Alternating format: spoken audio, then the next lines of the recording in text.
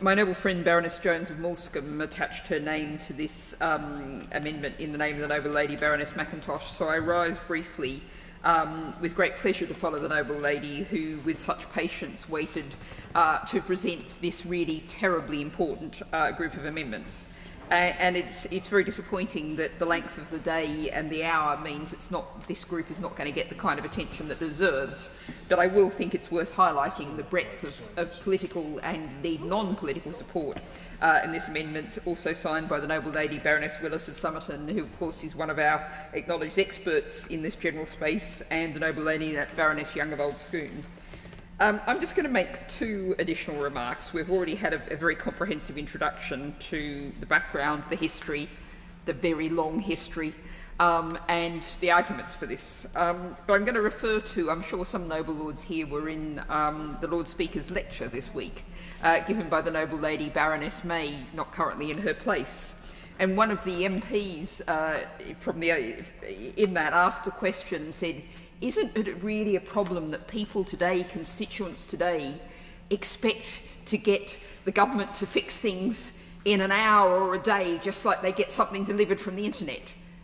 Well, maybe it is, but I think 16 years is quite long enough for people to wait for the implementation of the Schedule 3 of the Flood and Water Management Act. And there is a real issue here. People often think, the public often think, that once the government's announced something, it's going to happen, and that's something we need more political education and awareness of. But surely they have the right to believe that once a law has been passed, has been through all the scrutiny, the kind of effort we're putting in now, to expect that it is going to be implemented. It's been thought to be carefully examined, understood to be a good idea, and the people expect it to be delivered, and it brings politics into disrepute when that is not delivered.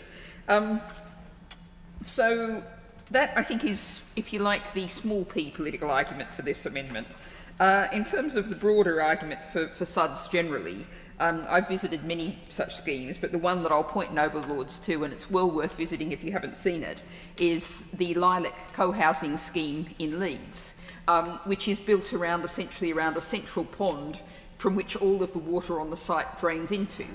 And we've spent many hours talking about how important green spaces are, how important supporting biodiversity is.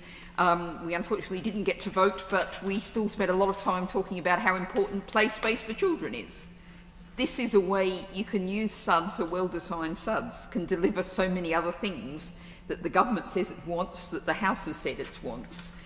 So this is just simple, practical common sense of how we should be designing the kind of communities, not just housing, that we desperately need.